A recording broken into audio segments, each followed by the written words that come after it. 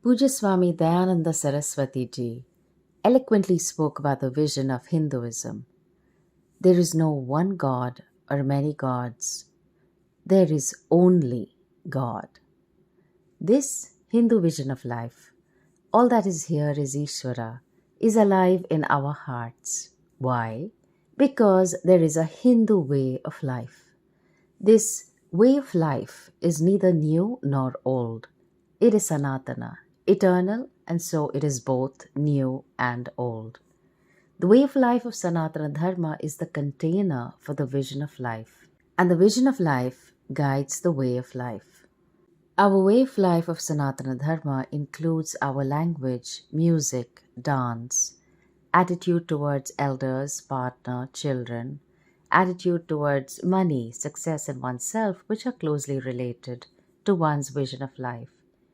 Yes, at the threshold of the new year, we may fine tune our life priorities, set goals, and make plans. And also, we ask, how can our new year uphold the Hindu way of life? How can we fortify ourselves with spiritual strength such that we face all of life?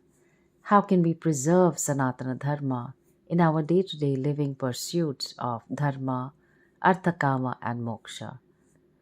When asked about renunciation, Bhagavan Sri Krishna speaks of the karma that is to be done by all of us and not given up. Yajna dana tapa karma natyajyam karyameva tat yajno danam tapaschaiva pavanani manishinam. An action that is a ritual, charity, or religious discipline is not to be given up. That is indeed to be done. Ritual, charity, and religious discipline are indeed purifying for those who are discriminative. Yajnas are literally fire ritual offerings to different devatas invoked in Agni fire, conducted for different purposes such as wealth, wedding, a place in Swarga, freedom from obstacles, getting a child, and so on.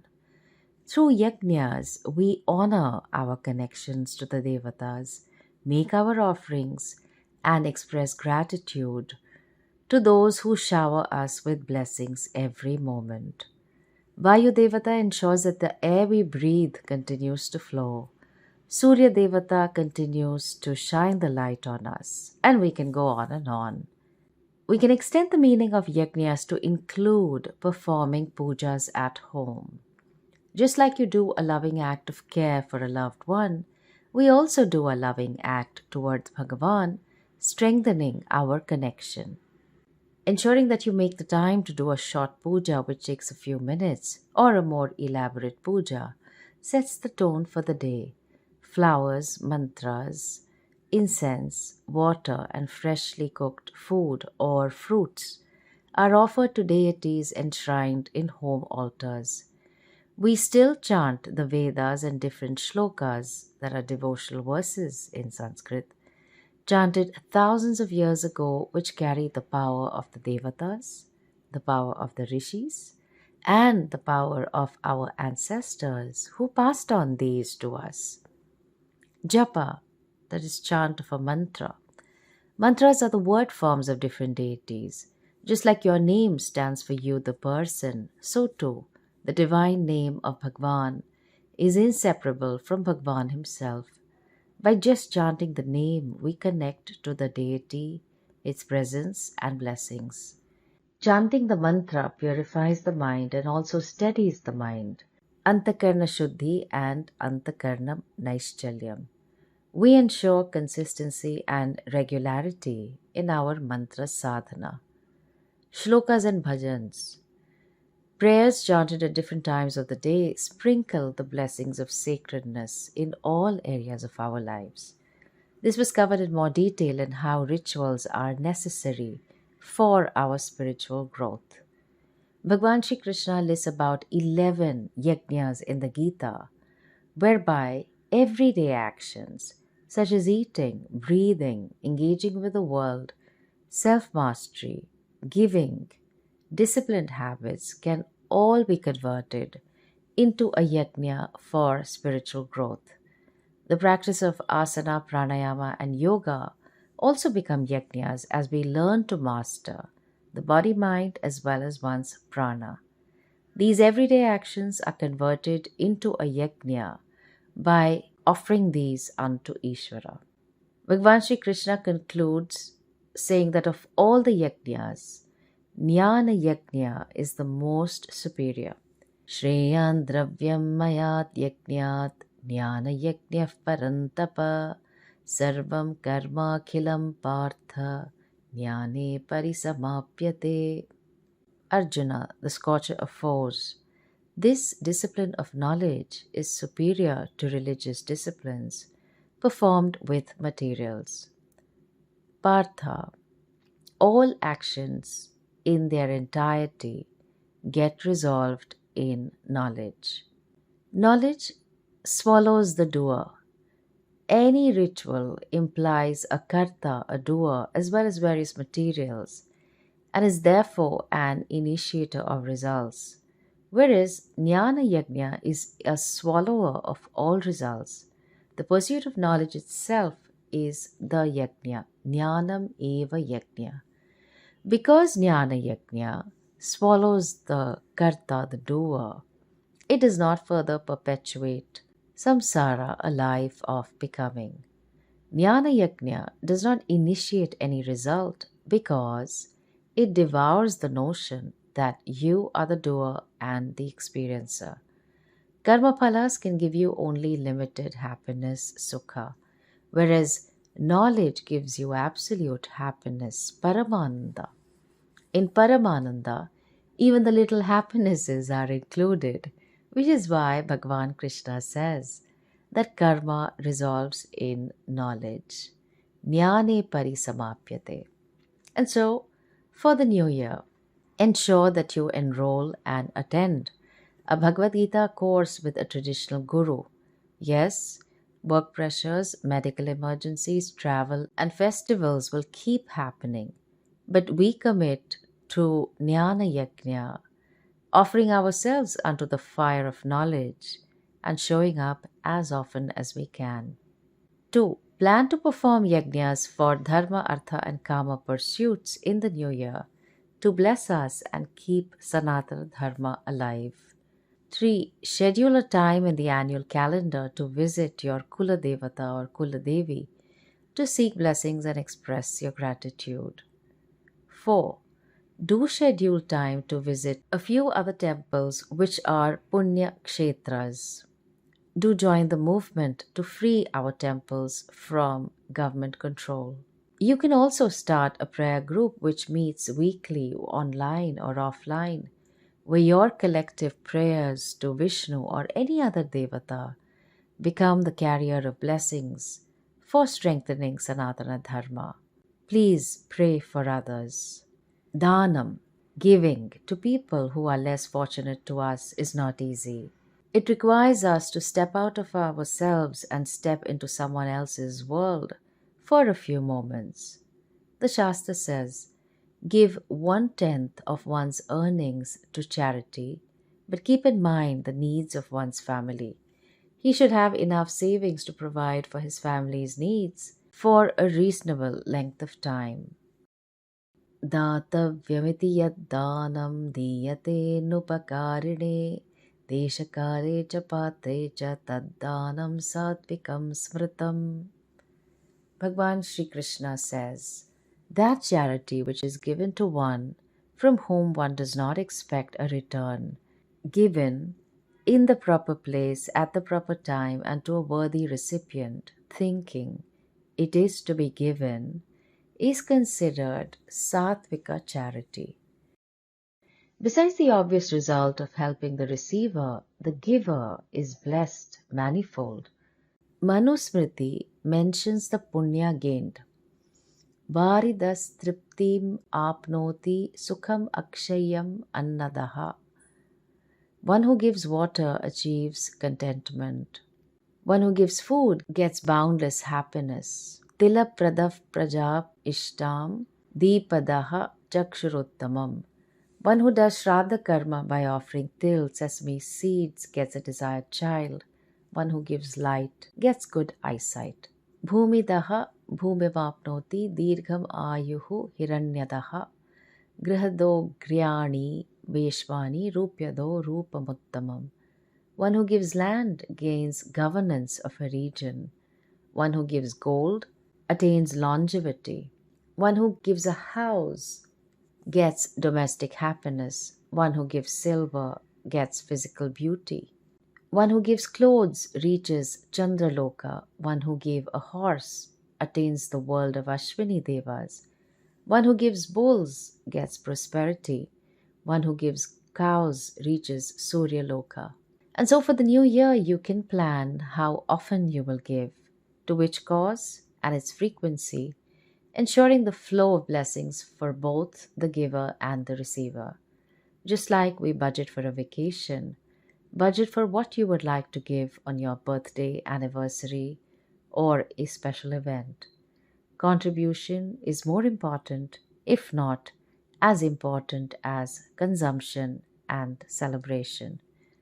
By looking after our Hindus, we will help to reduce forced religious conversions to other religions. If we don't look after our own people, who will? Tapas, religious disciplines. Another way to enrich our new year is to incorporate tapas in our way of living. Tapas is a kind of prayerful discipline involving denial undertaken for the sake of discipline.